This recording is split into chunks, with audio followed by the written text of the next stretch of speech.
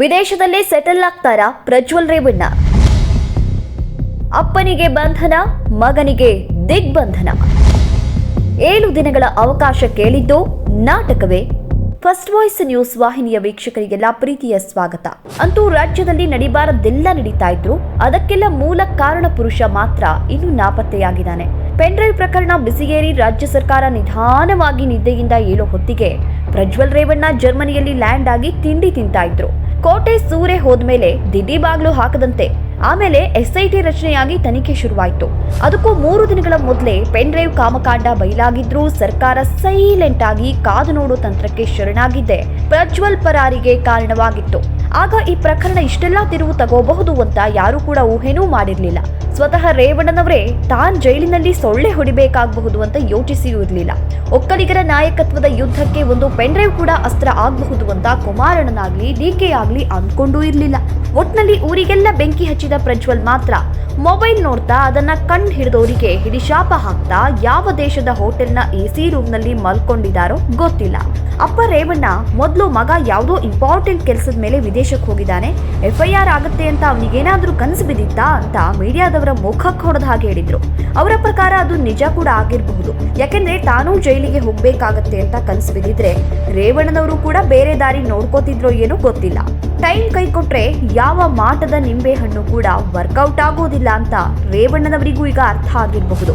ಇನ್ನು ಭವಾನಿ ಅಕ್ಕನಂತೂ ಮನೆ ಮುಂದೆ ನಿಂತಿರೋ 1.5 ಕೋಟಿ ರೂಪಾಯಿ ಕಾರನ್ನೇ ನೋಡ್ತಾ ಸೈಲೆಂಟ್ ಆಗಿ ಕೂತಿರಬಹುದು.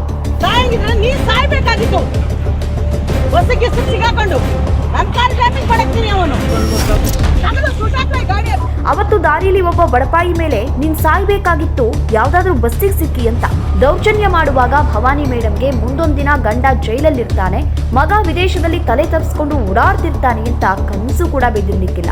ಇದೆಲ್ಲದರ ಮಧ್ಯೆ ಹುಟ್ಕೊಂಡಿರೋ ಪ್ರಶ್ನೆ ಅಂದ್ರೆ ಪ್ರಜ್ವಲ್ ರೇವಣ್ಣ ವಾಪಸ್ ತವರಿಗೆ ಬರ್ತಾರಾ ಇಲ್ವಾ ಅನ್ನೋದು. ವಿದೇಶಕ್ಕೆ ಹೋಗ್ತಿದ್ದ ಹಾಗೆ ಇಲ್ಲಿ ಒಂದರ ಮೇಲೊಂದು FIR ಆಗೋದನ್ನ ತಿಳ್ಕೊಂಡು 1 ವಾರದಲ್ಲಿ ಬರ್ತೀನಿ ಅಂತ ಲಾಯರ್ ಮೂಲಕ SITಗೆ ಹೇಳಿದ್ದೇ ಬಂತು. ಪಾಪ ಅವರು ಕಾದಿದ್ದೇ ಬಂತು. ಈಗ ನೋಡಿದ್ರೆ ಈ 1 ವಾರ 1 ತಿಂಗಳಾಗುತ್ತೋ ಅಥವಾ 1 ವರ್ಷವೇ ಹಿಡಿಯುತ್ತೋ ಗೊತ್ತಿಲ್ಲ.